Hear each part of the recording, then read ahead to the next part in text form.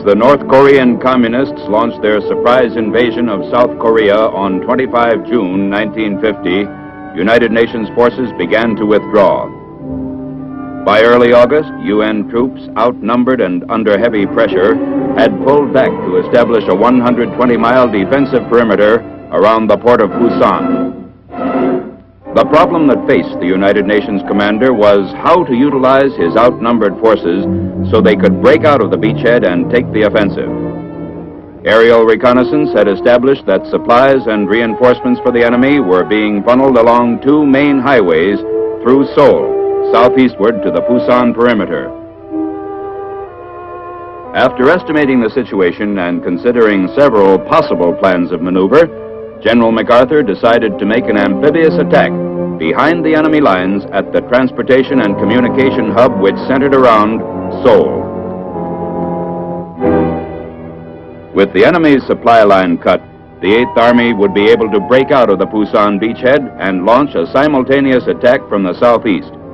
However, before the amphibious attack could be launched at Seoul's port city, Incheon, high-level conferences were necessary. In mid-August, General J. Lawton Collins, Army Chief of Staff, and Admiral Forrest P. Sherman, Chief of Naval Operations, arrived in Tokyo to confer with General MacArthur and his staff. One of their main problems was the selection of troops to take part in the invasion, since the United Nations forces then engaged in Korea were sufficient only for the defense of the Pusan Perimeter.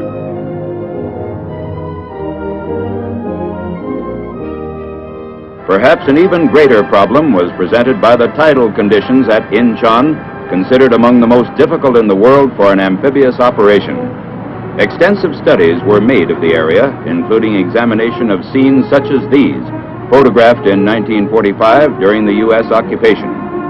It was decided that mid-September would be the best time for an amphibious assault, but even then, special tactics would be necessary. In Incheon's harbor and at Wolmi, a small island which dominated the outer harbor, there was a 35-foot tidal range, leaving impassable mudflats at low tide. Assault landing craft would be able to approach the beaches only during the 3 hours of each high tide. Troops landing in the first waves would have to stick it out alone until the next high water. Meanwhile, it was decided that the 7th United States Infantry Division, which had been on occupation duty and undergoing training in Japan's snow-covered northern region, would constitute one major ground unit of the invasion force. The entire force would be designated the 10th Corps. Part of another major ground unit of the 10th Corps came from Camp Pendleton, California. They were members of the United States 1st Marine Division, which was at that time deployed in widely separated areas of the world. Other units of the division were assembled from the Mediterranean area and Hawaii.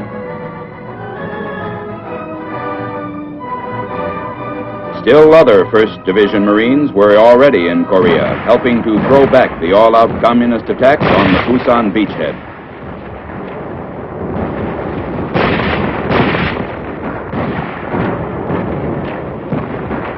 Because of their combat experience, they were pulled out of the lines 2 weeks before the invasion to spearhead the attack on Incheon. While the invasion force was being assembled, B-29s and other planes of the UN Air Force were softening up the Incheon-Seoul area for the assault. North Korean defense positions were destroyed, and communist supplies and reinforcements from the north cut off. Ships and aircraft of the United Nations fleet joined in softening up the Incheon area.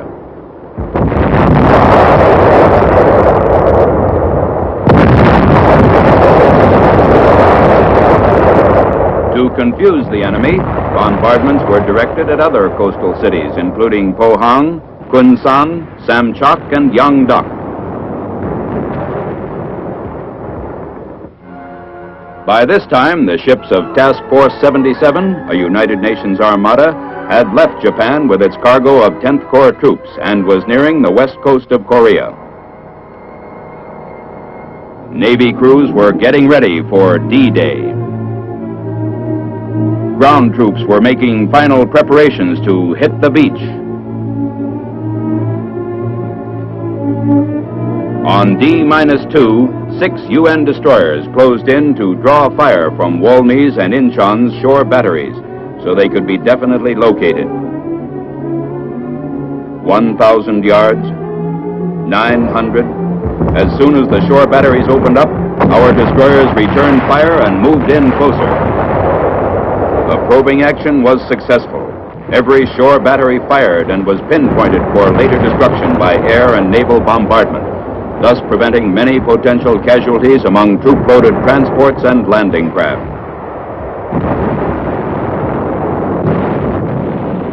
One of the destroyers, the Colette, received direct hits from a shore battery only 600 yards away. The preparations were completed, and this was the invasion plan. At 0600, 15 September, after a pre-invasion bombardment, the 3rd Battalion of the 5th Marine Regiment would land at Walmey and secure the island during the hours of the morning high tide. On the evening high tide at 1800, the remainder of the 5th Marine Regiment and the 1st Marine Regiment would simultaneously attack the city of Incheon from the north and south respectively. These 2 regiments, followed later by the 7th Marine Regiment, would move inland as rapidly as possible along the Incheon-Seoul axis. Their primary mission was to capture the city of Seoul. As soon as possible after the 1st Marine Division was ashore, the U.S. 7th Infantry Division would be landed through the port of Incheon, proceed east along the Incheon-Seoul axis, then turn south towards Suwon to protect the southern flank and establish a line against which the 8th Army could crush the retreating communists. The 1st Korean Marine Regiment would clear captured areas, and the 187th Airborne Regimental Combat Team would be held in reserve in Japan.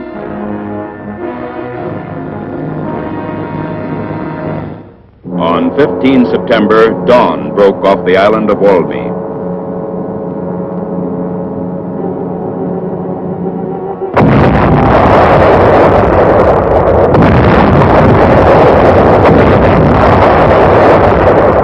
Guns of the 262-ship United Nations Armada began their point-blank preliminary bombardment. Tiny Walmey broke into flames as naval gunfire hit enemy ammo and fuel dumps. General MacArthur observed from the command ship. At 0630, the invasion began. 15 seconds before the Marines hit the beach, the bombardment was lifted at Walmey, but continued at Incheon.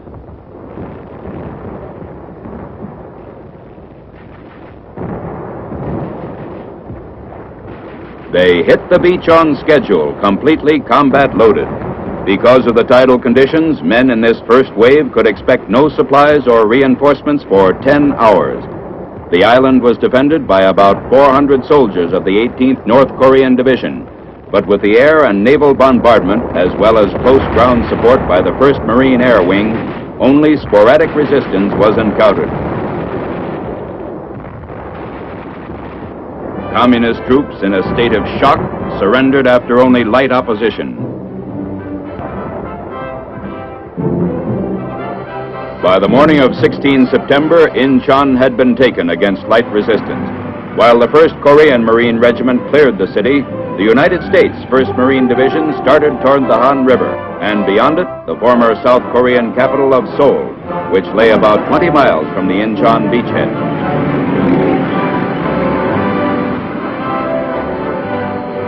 4 miles out of Incheon, they passed burning Russian-made T-34 tanks.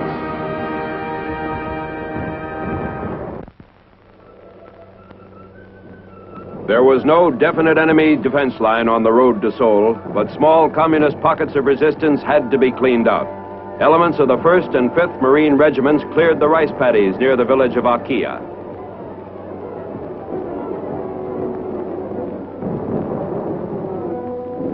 On 18 September, a launch neared shore between Incheon and Seoul.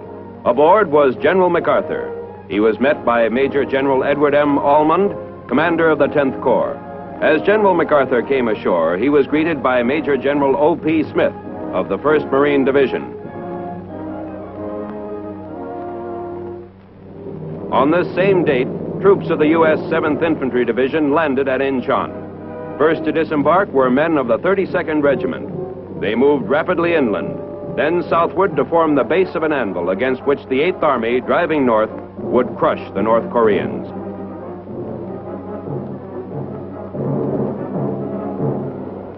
Major General David G. Barr, 7th Division Commander, conferred with General Smith to coordinate Army and Marine action.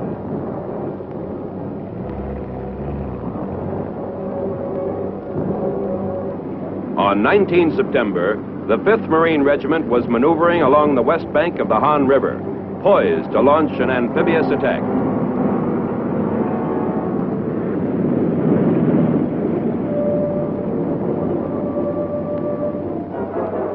Red defenses were softened before the crossing was attempted.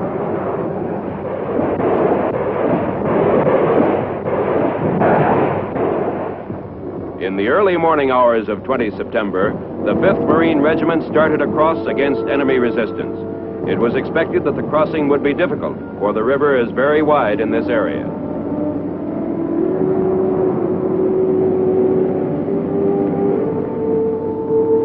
However, leading Marine elements quickly made the crossing. They rapidly established a 6-mile front on the far bank.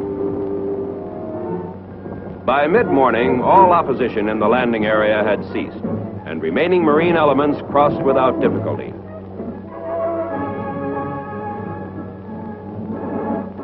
They had cleared the greatest barrier between Incheon and Seoul. Now they lost no time in heading toward the former capital. Meanwhile, far to the south, the 8th Army, led by Lieutenant General Walton H. Walker, broke out of the Pusan Perimeter as Communist troops were cut off from supplies and reinforcements by the 10th Corps. The Reds in South Korea were in full retreat, and one of the major objectives of the Incheon invasion had been achieved. In the Seoul area, Kimpo Airfield, captured by the 5th Marine Regiment on 17 September, was soon operational. A full-fledged airlift was quickly begun with about 400 tons of critically needed supplies being brought in daily.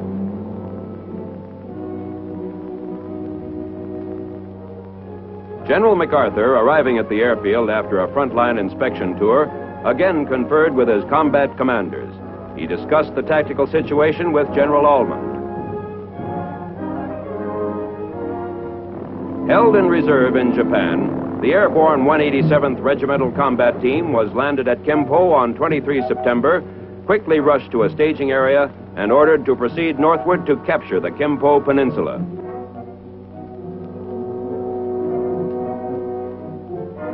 By 23 September, Marines of the 5th Regiment were slowly advancing toward the suburbs of Seoul.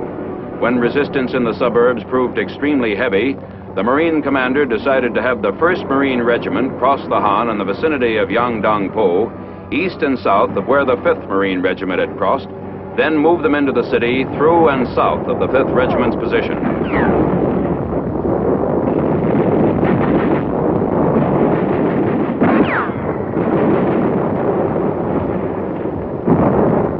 Fighting in Seoul's suburbs now reached the house-to-house stage as the Reds fortified some of the main buildings.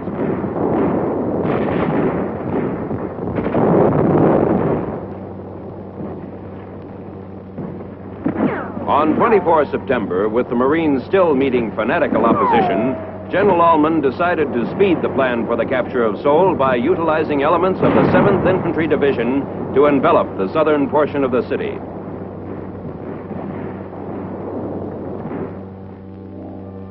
This was the general situation of the 10th Corps on 24 September. The 187th Airborne Regiment and the Korean Marines were destroying the enemy on the Kimpo Peninsula. The 7th Marine Regiment was driving the enemy to the north.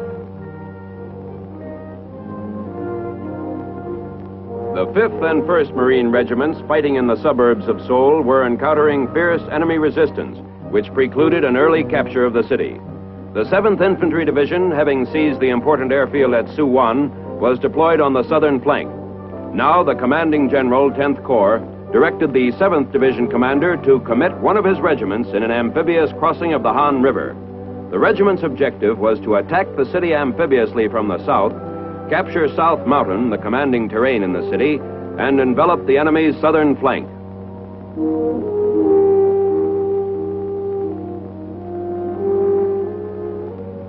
The 32nd Regiment, 7th Infantry Division, quickly moved to follow General Ullman's new orders.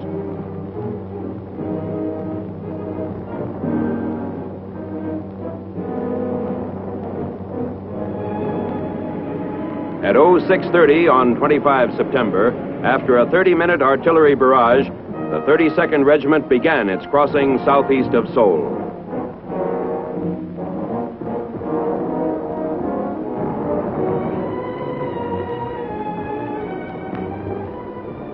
The infantrymen reached the far bank without serious opposition.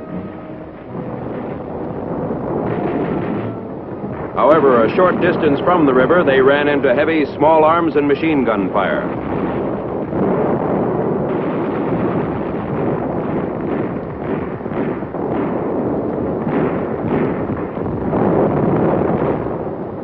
By noon, the 32nd Regiment had captured South Mountain. With this commanding terrain in our hands, the defenses of Seoul virtually collapsed. Marine and 7th Division units, assisted by the 17th Rock Regiment, drove the North Koreans out of the city on 26 September.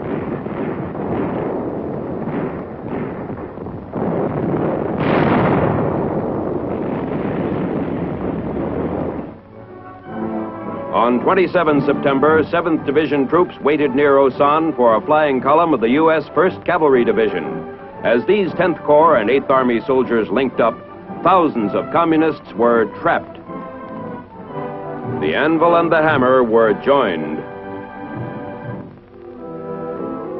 In the Republic of Korea's war-scarred capital on 29 September, General MacArthur participated in Seoul's liberation ceremony.